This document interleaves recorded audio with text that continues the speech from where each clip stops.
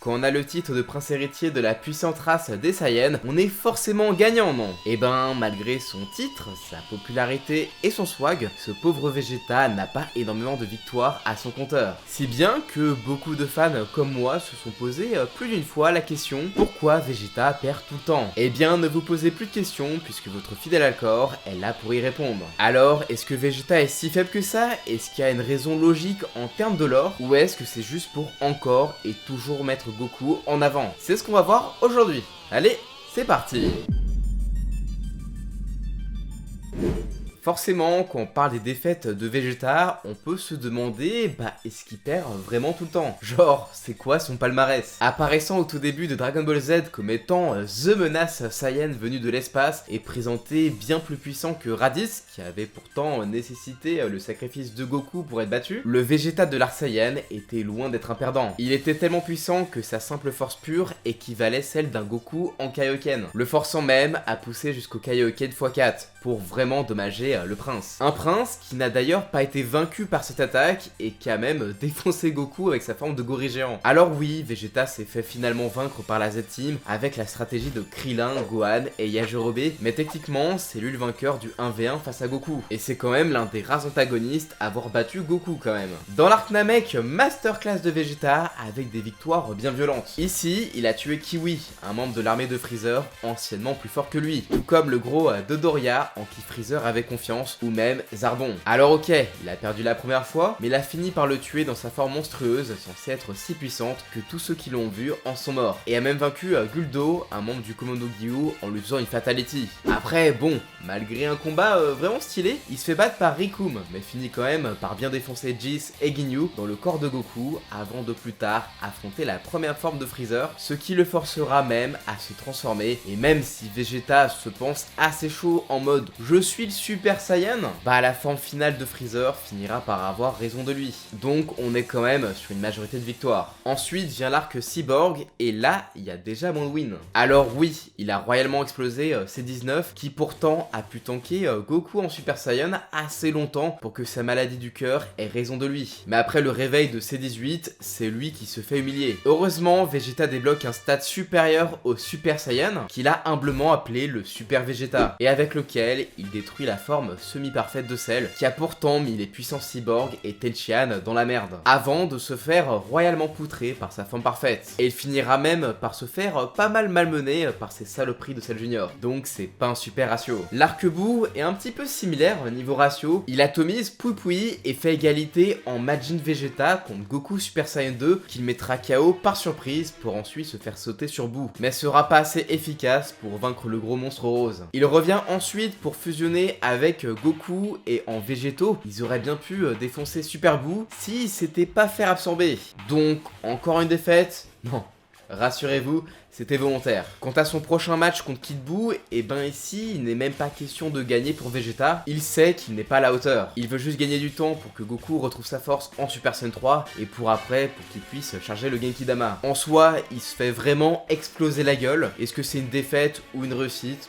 À vous de me le dire en commentaire. Et pour DBS, là c'est clairement le giga changement de son ratio par contre. Il perd contre Beerus, bon, en vrai, c'est plutôt normal. Il gagne contre Golden Freezer, mais c'est suivi par une défaite, techniquement. Il gagne ensuite contre Frost, Magetta et Kabe, avant de se faire rétamer par Hit. Puis par Goku Black, puis par Zamasu fusionné, puis enfin par Harale. Vient ensuite le tournoi du pouvoir, où c'est déjà un petit peu mieux, avec 3 guerriers de l'univers 9 battus en solo, puis le trio des dangers avec Goku, une nouvelle victoire sur Magetta, puis 2 guerriers de l'univers 2, un policier de l'univers 3, un monstre fusionné de l'univers 3, avec l'aide de Goku, Gohan et Golden Freezer, et enfin sa victoire sur Toppo pour ensuite avoir une défaite face à Jiren. Et on finit enfin par une semi-victoire en Gogeta face à Broly, et une autre victoire quand même face à Goku sans utiliser ni le ki ni de transfo. Alors au final, le poteau Vegeta, il perd pas tant que ça du tout, et c'est même lui qui a des victoires sur Goku, pas l'inverse. Dans Dragon Ball Super Héros, c'est même Vegeta qui gagne le combat. Mais du coup, si ces défaites sont autant retenues par les gens, est-ce que c'est justement parce qu'elles apportent quelque chose ? On l'a vu, Vegeta manque clairement pas de puissance, et c'est pas vraiment ça qui le fait perdre aussi souvent. Alors, si c'est pas un problème de puissance, c'est forcément un souci d'histoire, n'est-ce pas? Et bah c'est ce qu'on va voir maintenant. Bon, déjà l'arc Saiyan, on l'a déjà dit ici, mais Vegeta c'est le gros méchant final de l'arc. Et comme on est dans un classique de manga shonen Neketsu, avec un héros, Goku, qui doit s'améliorer au cours de l'histoire pour toujours venir à bout du vilain de l'arc, Vegeta ne fait pas exception et a dû perdre pour que les gentils puissent briller. Une défaite qui a pu permettre une chose assez rare, l'évolution d'un simple vilain en un personnage bien plus profond. Même si on a déjà eu Piccolo par le passé ou Tenshinhan pour les anciens. À cause de cette défaite, Vegeta, qui, comme tous les autres hommes de main de Freezer, se reposait un petit peu trop sur son scooter pour déterminer la force de ses adversaires, finit par se remettre en question. Et cette remise en question va être au centre des péripéties du personnage pendant tout l'arc Namek. Parce que oui, pendant que Goku met sa vie à arriver en s'entraînant pépouze dans son vaisseau, c'est Vegeta qu'on suit le plus, même si bon, Gohan et Krillin sont là, certes, mais les terriens sont passifs, c'est Vegeta qui est le plus actif et qu'on le voit plus évoluer. Un Vegeta nouveau qui va détruire l'armée de Freezer en aidant parfois au passage nos héros. Car Vegeta met un petit peu son ego de côté pour un plus grand objectif, niquer Freezer et avoir l'immortalité. Et franchement, pendant tout le temps où Goku il est pas là, bah il se débrouille super bien et vole même les Dragon Ball de Freezer. Alors oui, quand Goku arrive, et notamment pendant le combat final contre Freezer, Vegeta devient surtout un moyen de faire avancer l'histoire en permettant à Goku d'accepter son héritage Saiyan, ce qui, à mon sens, aiderait Goku à atteindre le Super Saiyan. Mais Vegeta aussi évolue et finit un petit peu par accepter Goku comme Saiyan, chose impensable pour lui à l'arc d'avant. D'ailleurs, même le voir pleurer, c'était un truc de ouf. Lui qui est si fier, ça rajoute de la sympathie au personnage et ça donne un peu plus d'enjeu au combat contre Freezer. Goku est plus impliqué vu qu'il porte la vengeance des Namek et des Saiyans, et c'est le dernier espoir de l'univers. Au final ici, si Vegeta perd, c'est simplement parce qu'il n'est pas le héros. C'est pas lui de venir à bout de Freezer en atteignant le Super Saiyan après avoir accepté sa part Saiyan. Mais ça, c'est à Goku de le faire. En plus, Vegeta a défoncé des Namek, donc du coup,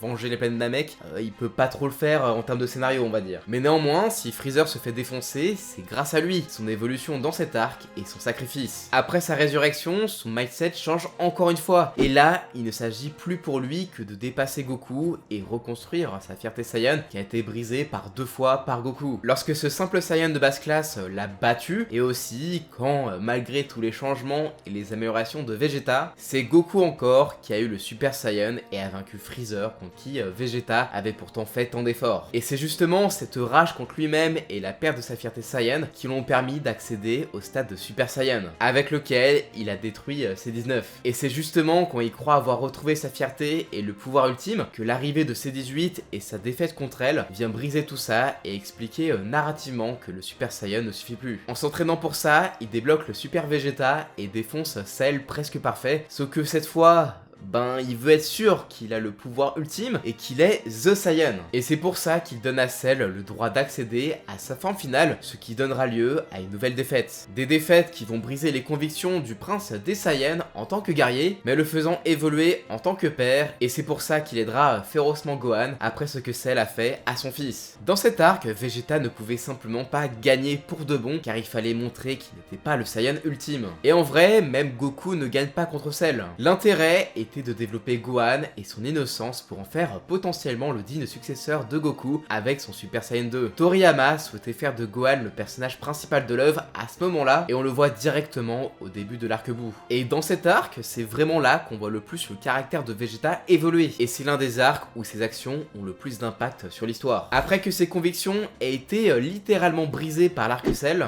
Vegeta est plutôt chill en vrai, sauf qu'avec le retour de Goku, Vegeta est désormais prêt à retourner à ses vieilles habitudes de vilain dans l'espoir d'enfin battre Goku et prouver sa valeur en tant que guerrier et en tant que Saiyan, devenant ainsi Majin Vegeta. Sauf qu'au cours du combat, il comprend que ses vieilles habitudes ne lui apporteront pas la paix qu'il cherche et décide finalement de se faire exploser dans l'espoir d'emporter Buu avec lui, tout en mettant symboliquement fin à ce vieux lui maléfique qui n'est plus. La mort de Vegeta enterre définitivement l'aspect méchant du personnage et sert également de motivation pour Trunks. En effet, la perte de Vegeta et de Gohan est utilisée pour créer l'enjeu. Il fallait que Goten et Trunks aient de vraies motivations et soient investis dans l'histoire. Goku le dit lui-même, c'est eux qui doivent porter le flambeau. Sauf que les fans du manga ont pas trop kiffé, donc on a eu le retour de Goku pour finir le boulot. Sauf que bon, il est pas assez fort pour dégommer ce monstre Kebu, il faut donc faire revenir Vegeta. Et dès son retour, on sent que Vegeta est un peu frustré, mais bon, il a un petit peu changé au point de mettre son ego de côté pour faire la fusion avec son rival de toujours. Et finalement, quand vient le combat final, c'est lui-même qui a l'idée d'utiliser les Dragon Ball et permettre ainsi à Goku de faire le plus gros Genkidama planétaire pour détruire Buu. Ainsi, Vegeta ne donne pas le coup final à Buu et n'aura pas de vraie victoire en combat, mais il aura vaincu ses vieilles manies et sa fierté pour finalement admettre que Goku est le dernier espoir de l'humanité et est actuellement le numéro 1. En vrai, si Vegeta n'a pas été le grand gagnant de Dragon Ball et qu'il a eu pas mal de défaites à son compteur, c'est surtout pour le faire évoluer en tant que personnage et le faire passer de prince des Saiyans arrogant à véritable guerrier Saiyan de la Z-Team connaissant ses capacités mais aussi ses limites. Du moins, ça c'était dans la première fin de Dragon Ball Z.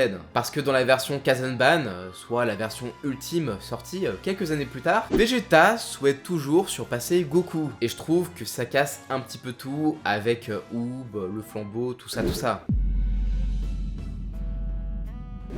Et ouais, heureusement ou malheureusement pour les fans, Dragon Ball Z a fini par avoir une suite canon appelée Dragon Ball Super et les défaites de Vegeta ont ainsi malheureusement continué et là ça pose problème. Là où dans tout DBZ ces défaites avaient un sens et lui ont permis d'évoluer, ben là ça fait juste aucun sens à part mettre Goku en avant. On commence avec l'arc Beerus où sa défaite sert certes à montrer son amour pour Bulma, mais c'est surtout pour dire à quel point Beerus est puissant et mettre en avant Goku qui devra débloquer une nouvelle transformation pour l'affronter. On a ensuite l'arc Résurrection de Freezer où Vegeta aurait clairement pu être le personnage central et avoir sa vengeance sur Freezer, sauf que non. Encore une fois, c'est Goku qui a le coup final parce que c'est le personnage principal, I guess. Vient ensuite l'arc de l'univers 6 où d'un côté il a un combat très cool contre Kabe où il se positionne un petit peu comme mentor pour le jeune Saiyan, mais juste après c'est une défaite express contre Hit pour encore une fois mettre en avant Goku et sa nouvelle transformation qui lui pourra l'affronter comme il faut. Pour l'arc Zamatsu, c'est évidemment une déception. Avec le retour de Trunks du futur comme élément central du scénario, on aurait pu imaginer voir Trunks et lui renouer vu que Vegeta a changé ou que Vegeta aurait un impact important sur le scénario et la victoire finale, sauf qu'en fait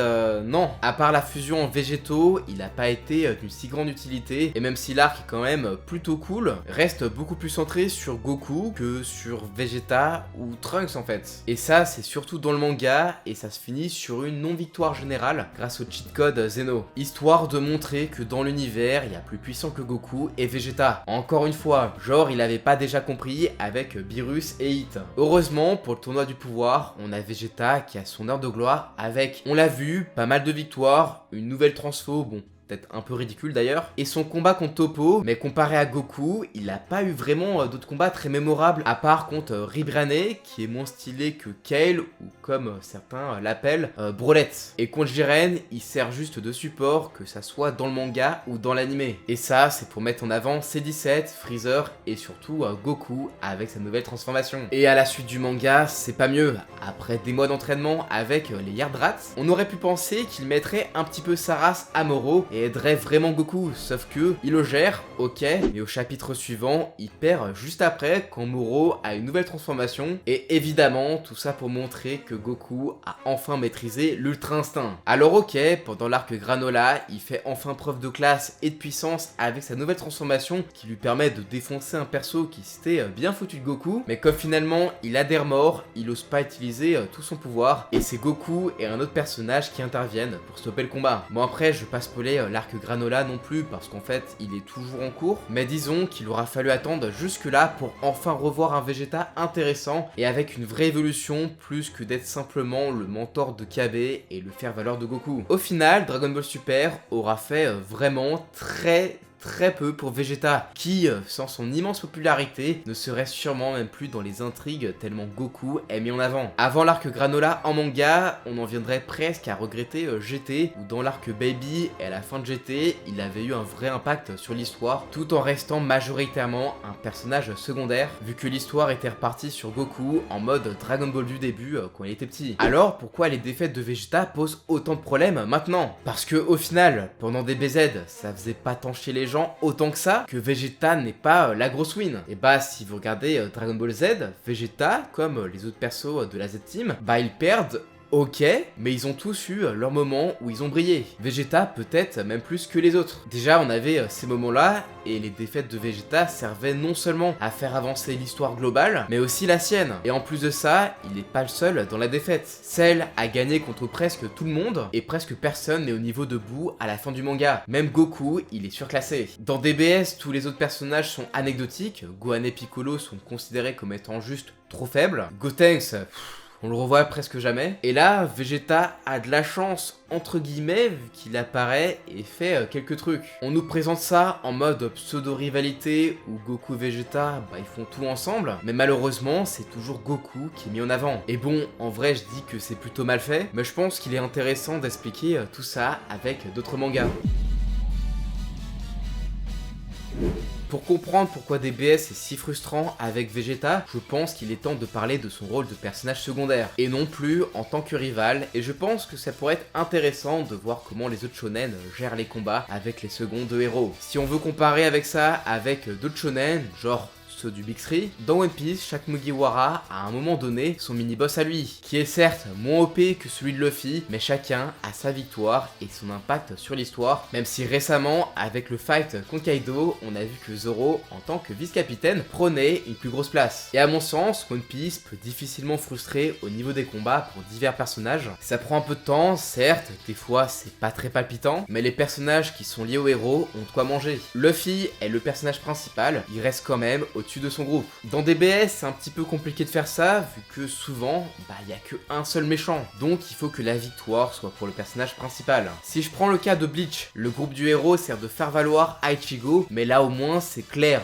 genre, si les autres perdent, en vrai, on en a un petit peu rien à foutre, sauf si ça impacte le héros, aka Ichigo. C'est pas pour rien que tout le monde préfère les Shinigami du Gotai 13, mais bon, on kiffe toujours quand Chad peut faire quelques trucs stylés, et en vrai, le groupe d'humains d'Ichigo me fait un petit peu penser à la Z-Team. Ils sont souvent délaissés et il y a un vrai écart avec le héros. Et même si la relation entre Sasuke et Naruto peut être un petit peu chelou par moment, genre on a quand même un petit peu de mal à comprendre leur lien, en termes de rivalité et de niveau de combat, ils se valent totalement. C'est un peu les deux faces d'une même pièce, ils ont un parcours similaire. Ils affrontent chacun de leur côté leurs propres ennemis. Genre Sasuke affronte Itachi et Naruto, ils se fight contre Pain. Genre que des masterclass ces combats. Ils évoluent chacun de leur côté avant d'enfin se retrouver pendant la 4ème grande guerre et sont sur un pied d'égalité. Et malheureusement, c'est un peu compliqué vu que Goku et Vegeta restent toujours ensemble et en vrai, il n'y a pas trop d'intérêt à les séparer. Et pour moi, les moments les plus intéressants du manga DBS, c'est quand ils s'entraînent en prévision de leur combat contre Moro, ainsi que l'entraînement qui était assez différent avec Whis et Beerus. Et en vrai, je pense que les séparer, ça pourrait être cool vu que ça permet à Goku et Vegeta d'évoluer différemment et que chacun ait ses propres victoires et ses propres défaites. Mais bon, sachant qu'ils évoluent plus vraiment en termes de mentalité dans l'histoire, je pense que ce sera pas aussi important que Naruto et Sasuke. Il y a aussi les rivalités plus enfantines comme celle de Gon et de Killua qui avancent au même niveau, jusqu'au pétage de plomb final de Gon. Dans My Hero Academia, on a Izuku et Bakugo qui, même si on sait que Deku restera toujours au-dessus parce que bon, il est cheaté et on aime bien voir Bakugo galérer pour se mettre à son level et de le voir ainsi vaincre ses propres vilains et surtout, on aime le voir évoluer. Sauf que là, dans DBS, entre Goku et Vegeta, on n'a rien de tout ça en termes de rivalité. Déjà, Vegeta a beau sortir de belles phrases, genre il veut expier ses fautes et tout, qu'il remet en question sa fierté Saiyan, qu'il veut gérer le combat à la place de Goku. Et dans les faits, il reste statique. Les micro-changements de DBS peuvent être intéressants, mais ils restent jamais sur le long terme. Et du coup, c'est toujours Goku qui a le beau rôle. On dirait juste que le Vegeta de DBS, c'est le Vegeta de l'arc Cell en plus aseptisé. Il est fier et il souhaite toujours être plus fort que Goku. Sauf que là, maintenant, les défaites de Vegeta ne le font plus évoluer. C'est juste frustrant qu'il se fait juste défoncer la gueule, vu qu'en fait les arcs c'est tout le temps la même chose. Et à mon sens, ça fait depuis bien longtemps que Goku et Vegeta ne sont plus égaux. Et que ce n'est pas pour rien que dans la tête des gens, Vegeta est inférieur en termes de force. Même si bon, le manga veut les mettre plus ou moins au même niveau, en fait là, on a un Batman, aka Goku, et Robin. aka Vegeta. Ils évoluent plus sur un pied d'égalité, et comme ils affrontent toujours le même et unique vilain comme Beerus, Golden Freezer, Zamasu, Moro et Granola, bah on a presque toujours le même pattern où Vegeta va un petit peu affaiblir le méchant, mais il se fera enculer, ou même s'il gagne temporairement, bah en fait là le méchant il sort une nouvelle transformation, et là du coup Goku il arrive tel un chevalier blanc, remet en question 2-3 trucs qui reviendront plus jamais dans l'histoire, et finira le gros boss parce que bon, c'est lui le patron. Et en même temps je trouve que c'est un peu compliqué de mettre en avant Vegeta contre la personne qui va servir d'antagoniste à Goku. Déjà parce que le prince des Saiyans c'est un peu le second, mais en même temps il n'y a pas des techniques ultra originales et un style de combat vraiment différent et unique. Vegeta a pratiquement les mêmes transformations que Goku, et il aura fallu l'arc Granola pour que ça change enfin. Et je pense que ce qui fait que maintenant bah on va voir autant Vegeta gagner, c'est que dans DBZ il a déjà brillé dans ses défaites iconiques contre Boo, Cell et Freezer. Et maintenant c'est bon, il a évolué et on voudrait en voir la preuve en combat. On veut que les choses changent. Sauf que le personnage est devenu statique. La Toei veut garder Vegeta comme personnage principal uniquement à cause de sa popularité, et du coup le faire perdre c'est juste pour montrer que c'est toujours Goku le héros, et en vrai c'est juste frustrant. Et avant l'Ultra Ego, on avait que son fight contre Toppo pour se satisfaire d'un vrai changement dans Vegeta dans Dragon Ball Super.